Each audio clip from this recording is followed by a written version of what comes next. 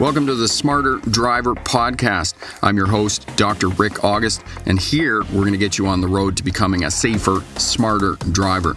And no, my degree is not in driving. My degree, in fact, is in legal history, which many of you know is the study of policing, courts, and prisons.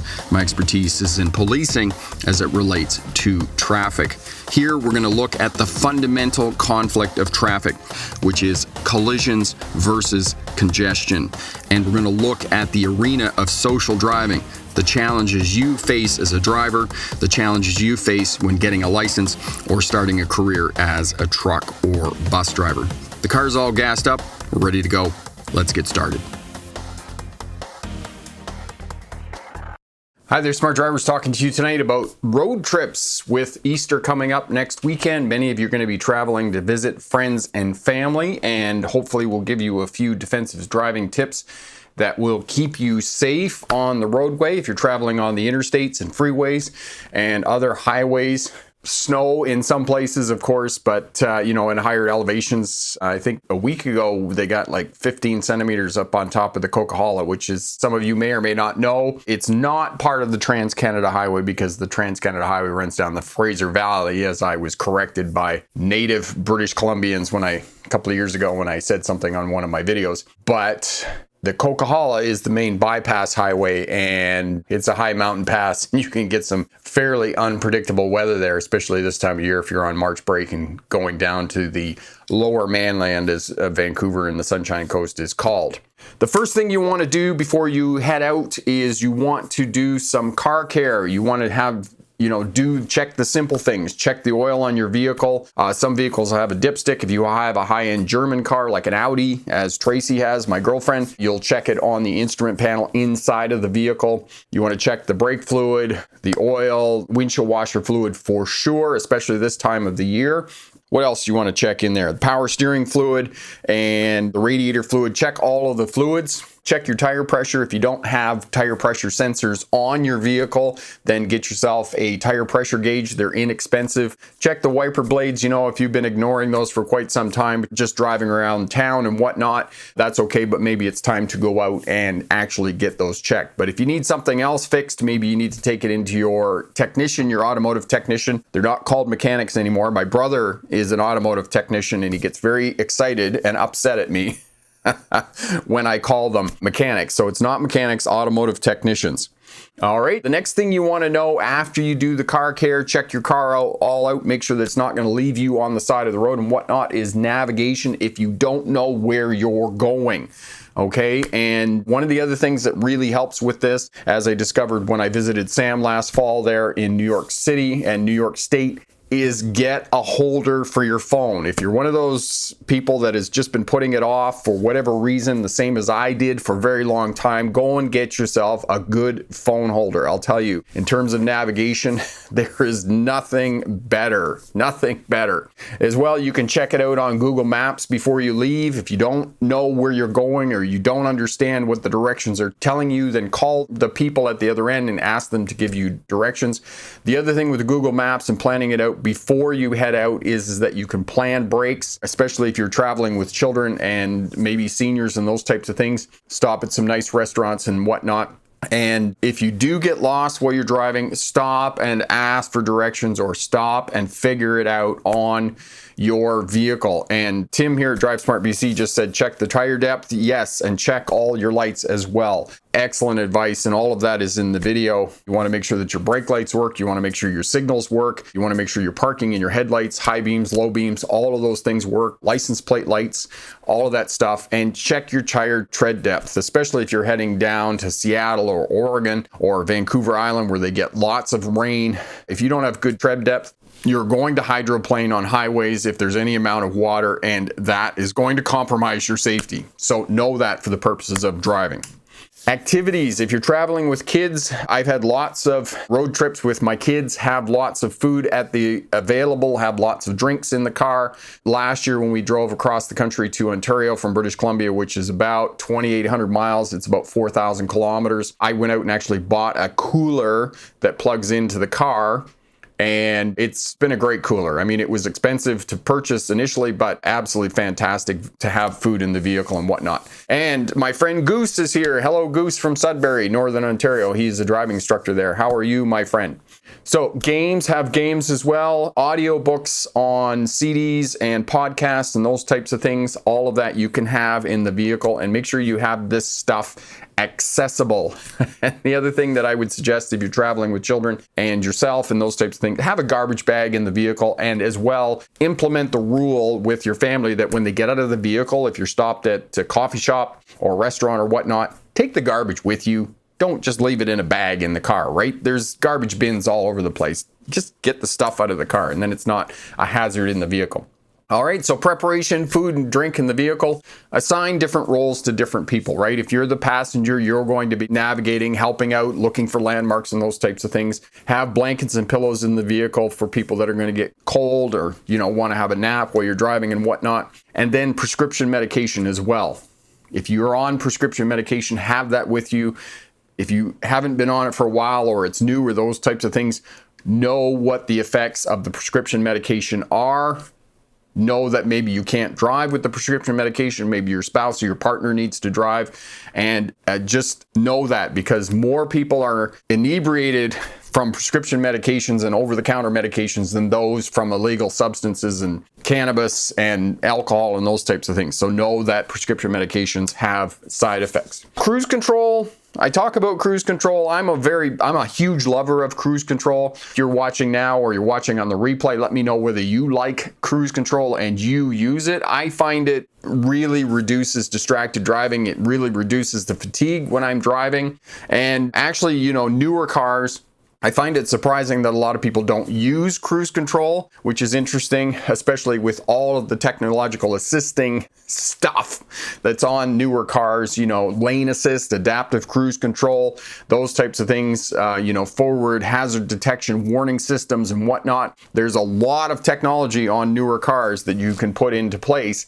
And with lane assist, I've talked to a few people that have said to me that with these types of technologies on their vehicle on long highway trips, they barely touch the steering wheel because the vehicle basically drives itself. A little bit like a Tesla.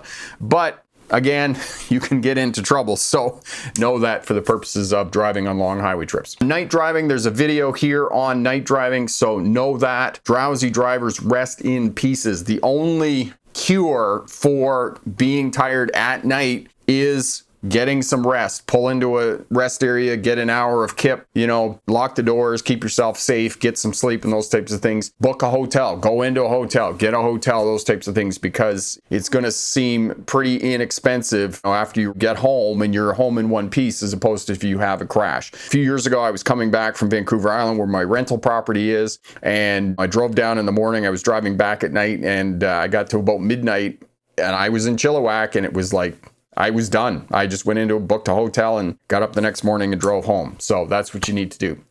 Should have a break every couple of hours. Get out, drive around the vehicle. Plan breaks, as I said before, for children, playgrounds, and those types of things. Us, for example, when we drive down to Vancouver Island, we get down to Hope and we stop there. And there's a playground there. There's coffee shops, those types of things. We can get fuel at the same time. This is the other thing. You got to know how far you can go with the tank of fuel in your vehicle. You don't want to drive less than a quarter of a tank when you're out on the highways and those types of things. If it's quarter tank, half a tank, just know that you need to start putting fuel in your vehicle. I know that's a little more expensive now. It's a lot more expensive now.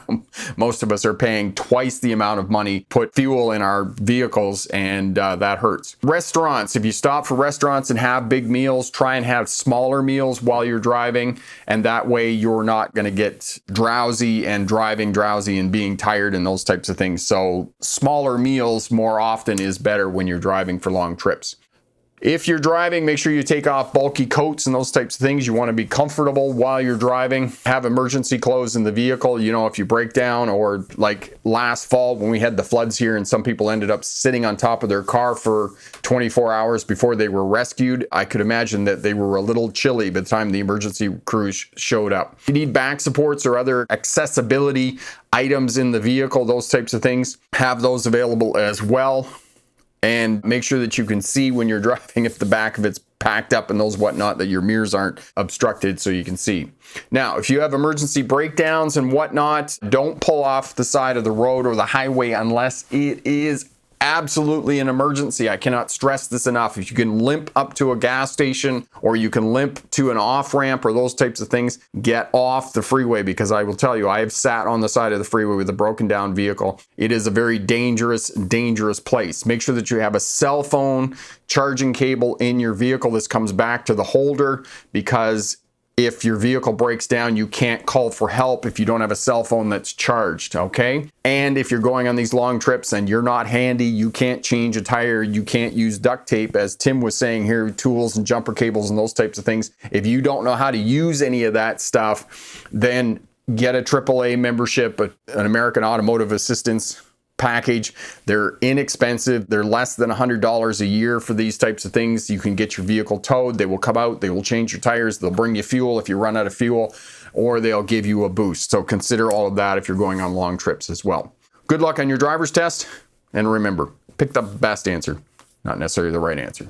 Tim says you get stuck in bad weather, you'll be glad your tank is closer to full than empty. And that's exactly what I said. And, you know, same thing. You just don't want to run out of fuel. You don't want to be stuck on the side of the road. I mean, we were coming back last year. I had a couple of times that goofy me, I had a thing with the buggy that when it got to a half a tank, I was looking for a fuel station and I would go in and I would fill the buggy up. Now, we left Winnipeg at 4:30 in the morning and we're going, and I'm trying to think of the name of the town in Northern Ontario. But anyway, I had a half a tank of fuel and it was 200 kilometers. Well, the bottom half of the buggy's fuel tank, my 1998 Honda CR-V, only gets about 200 kilometers on the bottom half of the tank. By the time we got there, we were getting in on fumes, and I was getting a bit anxious about whether we were going to keep going or those types of things. And as Tim said, if you get stuck, you're stranded on the side of the road, or you get unexpected snow, as we're getting right now in the mountains, you are there for a while, you want to keep your vehicle running and you need fuel in the tank. So it's always better and always easier to fill up the top half of the tank than it is to fill up the bottom half of the tank. So keep your vehicle with fuel in it, and that way you're not going to get into trouble. Joe says, long weekend in Montreal this summer. Hopefully took the car into Toyota for a pre-trip checkup and they found serious brake disc wear. Good thing they fixed it before the trip. And yes, Joe, that's awesome. And the other thing, Joe, about that, you got that fixed at home. The 5 tips to find a good mechanic or a good automotive technician that I put up a couple of weeks ago, that Corey will put that video up for you. One of the things that I said in that is get your vehicle fixed at home. If you're out and on the road and it's an emergency, then yes, get it fixed, but don't go away and get your vehicle fixed. All right. Emperor, practice makes perfect with everything, especially driving. And that is very true. And as well, you know, some of that has been said that, you know, good practice or the correct practice makes perfection, right? That you get better at a skill. If you can be practicing the wrong thing, so you need to get the right tutelage. You need to have the right instructors in place. You need to get the right information. And this is another thing that I talked about in the response video that I did a couple of weeks ago about Evan, who left a comment at the beginning that I didn't answer, that you need to get the right information. And he was referring me to another video that was done in Australia where they said, oh, you know, you can change lanes in an intersection. You can turn into whatever lane you want when you're turning right or turning left. And, you know, yes, you can. And, you know, just because you can doesn't mean you should. So you need to be critical of the source of the information, because we have so much access to information now. It's just like everybody's putting information out there, but are they giving you the right information? Are they giving you the correct information? And it comes back to practice makes perfect. Yes, practice makes perfect, but make sure that the source of the information and the skills and abilities that you're practicing, are they the right skills and abilities? Be critical of the source of information that you're getting so that you can be better, okay? And you can improve your skills. Because our job, and I forget what I was watching something or listening to something that they said and believed that our job in life as we grow older is to be better. It's just to be better and grow. And I agree with that, right? And to be better drivers, to be safer drivers, is just to be better every day, to be a little bit better, right? But because we're going to make mistakes. but are we going to make less severe mistakes as we're moving forward, as we're learning, as we're becoming safer, smarter drivers? Peachy, in my experience, and maybe some of the other smart drivers here can weigh in on this as well, or respond to their experience with traffic jams. Most of the time I find with traffic jams that they don't last very long. If there's a car crash or those types of things, probably the longest I've ever been stuck in a traffic jam was probably an hour and a half, and it was in Vancouver, British Columbia. And I eventually turned around and found another way to go, which is not something I usually do. Usually I just wait out congestion, because if it's less than half an hour, you might as well just wait it out. It's not really worth trying to find your way around and navigate and those types of things. It's certainly a lot easier in this day and age with, GPS and phones and those types of things to get your way around in those types of things. Now, the other thing on long trips is to know that in the morning there's going to be rush hour going into town, into a major metropolitan cities, and in the afternoon there's going to be rush hour coming out of town.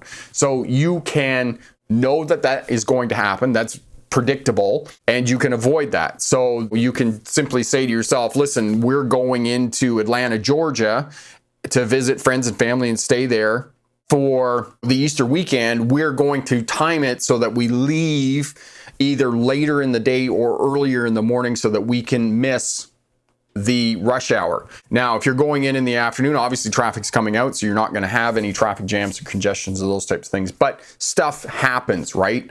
Traffic crashes, construction delays.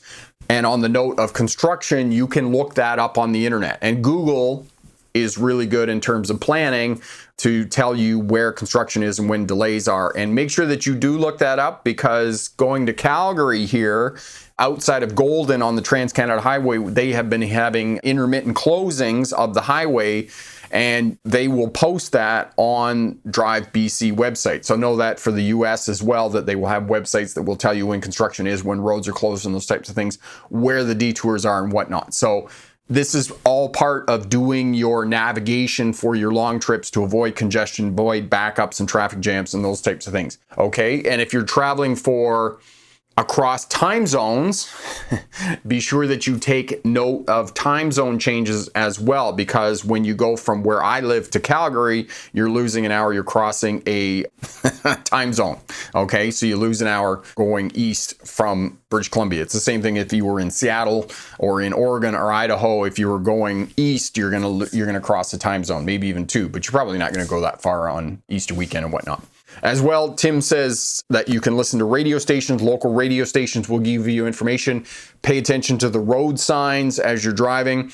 There will be road signs that will give you specific radio stations that you can tune in to get information as well about traffic congestion and delays and those types of things. Scott Rick AAA came out with a new study on adaptive cruise control. It would make for a good Sunday night presentation. Both young adults and older drivers have issues with learning it. You should read it. Scott, if you could send me that study, I would be very interested in looking at it, because it would go nicely with my book that I'm working on right now, The Psychology of Driving. So yeah, I would be very interested in having a look at that. And it doesn't surprise me that young adults and seniors are having difficulty with adaptive cruise controls. Even as much as I know, and even as much as I understand about driving, I am reluctant to use adaptive cruise control. I was talking to actually one of my mates who I do jiu-jitsu with, and he's a truck driver, and he has a truck that has adaptive cruise control. And he says, if you're not paying attention, he says it's kind of a pain in the butt, because, you can set it for 2 seconds following, 3 second following, or 4 second following distance behind another vehicle. And he says you get in the truck, and he listens to audiobooks while he's driving his truck. And he says you kind of get into it, and you're kind of tuned into the book and that kind of thing. You're not really paying attention to your speed. And he says then you look down at the speedometer and you're doing 80 kilometers an hour, which is 50 miles an hour for a great period of time, because the adaptive cruise control is stuck in behind a slow car, and you didn't realize you get stuck in behind a slow car, and the adaptive cruise control just slows you down.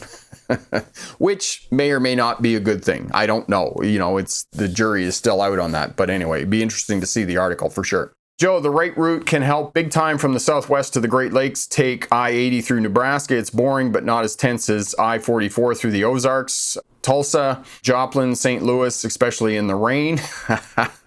Yeah, I know exactly what you're saying, Joe. And the other piece about long trips, if you're not in a great hurry, sometimes you can take an alternate route, and it's much nicer, much prettier, a much more relaxing and enjoyable drive. For example, going across the Coke here, the Coke is for if you want to drive from, Merritt or Kamloops to Vancouver, and you're, head down, bum up, and you're going to Vancouver. Whereas if you want a nice drive through the mountains, the Fraser Canyon, you take the Fraser Highway, the Trans-Canada Highway. It's an hour longer, but it is an absolutely brilliant, incredible drive through the mountains. So if you ever get a chance to do that drive, definitely do that. Sam, I started recording road test sites here in New York because so many people don't know what the sites look like or how to get to them. It also helps them see what it looks like to take a driver's test. Sam, we can't thank you enough for creating that resource because, as you said, some people don't even know where they are. I mean, the one that you took me to there in the Bronx, I mean, basically you're stopped at the edge of the road next to a cinder block wall. And it's like, oh, here's where they're going to do the driver's test. And this is the other thing that we're talking about with driver's tests and those types of things. Make sure you go to the toilet before you show up for your driver's test. And there in New York, there isn't going to be an office. There aren't going to be bathroom facilities and those types of things. So make sure that you go to the toilet before you show up for your driver's test so that you can be successful on your driver's test. Okay, Mallory says, look for landmarks to help you get to your destination as well. And you're absolutely right, Mallory, when you are doing your work on Google and using your navigation tools, software, and those types of things, make sure that you're looking for exit numbers. Okay, all of the interstates are going to have exit numbers. Know that even number interstates go east-west in the US. Know that odd numbered interstates go north-south.